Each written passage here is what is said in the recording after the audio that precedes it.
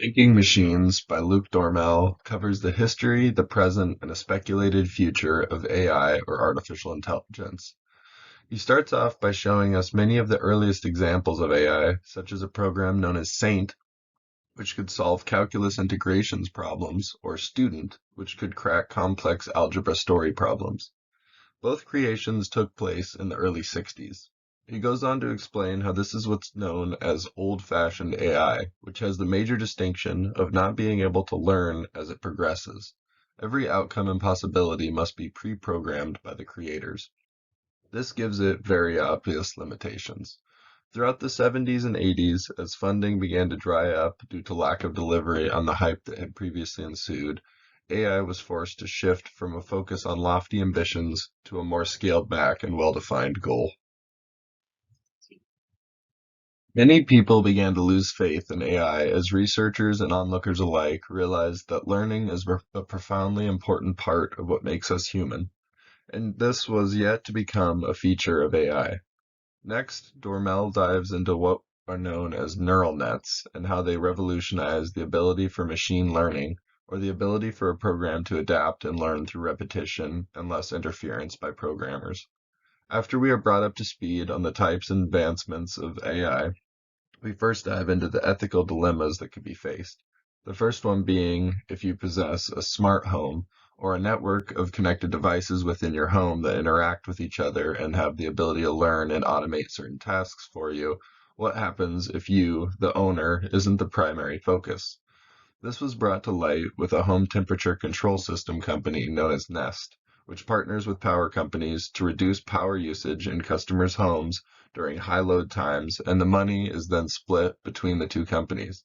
The customer never sees any financial gain, and thus he is no longer the AI's primary focus. This is a relatively mundane example, but the possibilities are endless. As the reader progresses through the book, a main idea, that which separates this book from others on the topic, begins to emerge.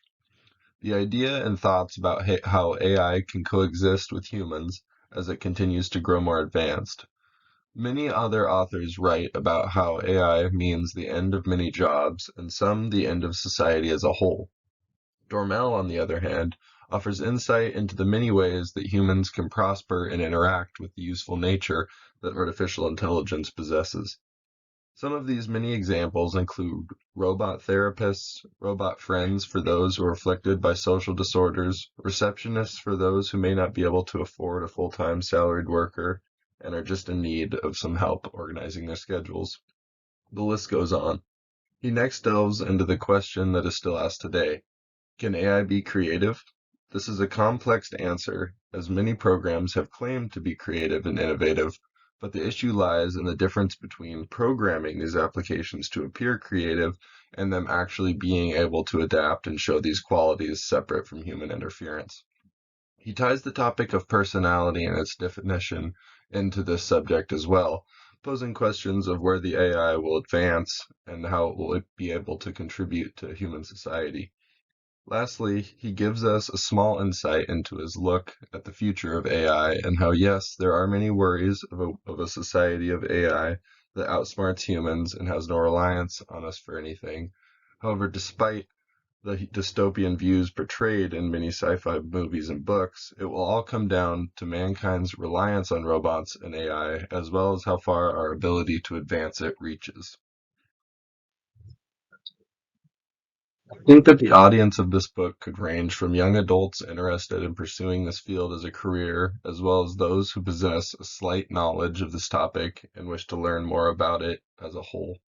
The author does a great job of simply displaying facts and scenarios without telling the reader what to think, and he allows for the reader to draw their own conclusions and feelings on the topic before showing his hand, so to speak, and almost having a form of discussion with you. This author thinks this book is important for a multitude of reasons, the main one being the possibilities that AI possess to change all our lives, for better or worse. And I think he seeks to educate readers on the topic, both past and present, in order for more people to understand the gravity of the situation with artificial intelligence and to be able to help mankind go about it in the best way possible moving forward. These are my sources.